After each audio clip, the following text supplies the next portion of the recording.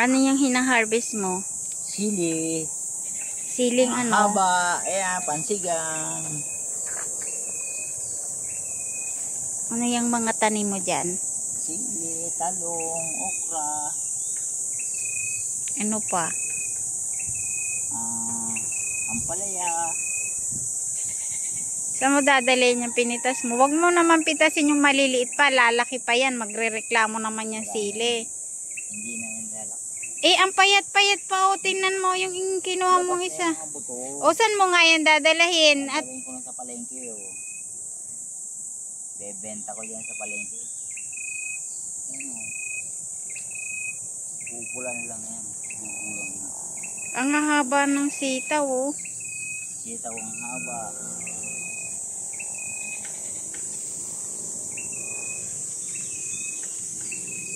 Lahat ng pulang na. Yung payat, hinarvest mo. Yung matataba, hindi mo inharvest. Ano kaya yun?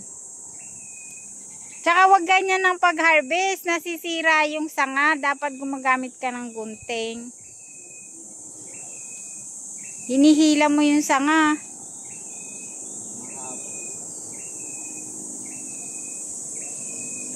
Ayun, ang daming, ang haba ng, ano yan, binibinhi mo na yung sitaw na yan? Oo naman.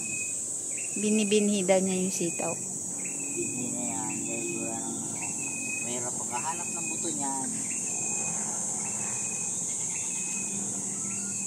Inubos mo yung bunga, wala ka naman yan paggagamitan. O, sabi ko sa'yo, wag ganyan ng dali kasi na mapuputol yung sanga.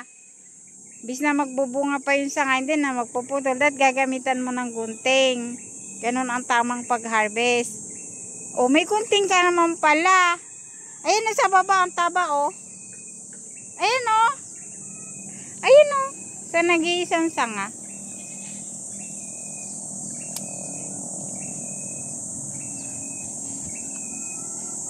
Ayan yung mga talong. Ang gaganda ng mga talong. May mga bunga na. Oh, tumatayo na tong isang nalantang dahon. Ay, hindi pa din. Ano ba nangyari dyan? Ilagay mo yung gaya yung mga mga pinagtabasan. Tapos yung pupo ng baka, ilayo-layo mo. Kagaya lang ng ginawa ko.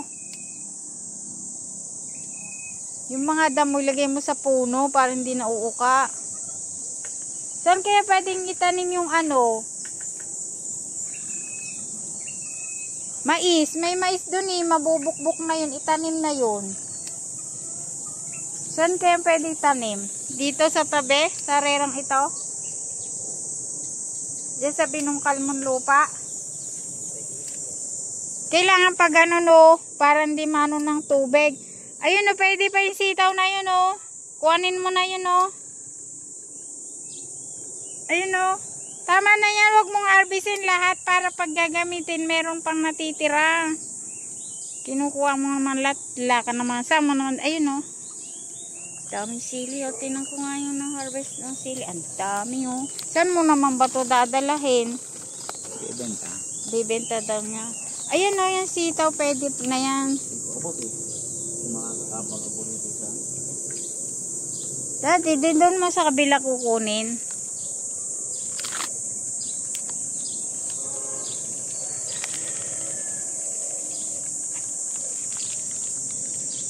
Ang dami niyang nakuhang sili. Ayan, ang dami niya. Dami. May bunga pang sitaw. Kunin pang adobo.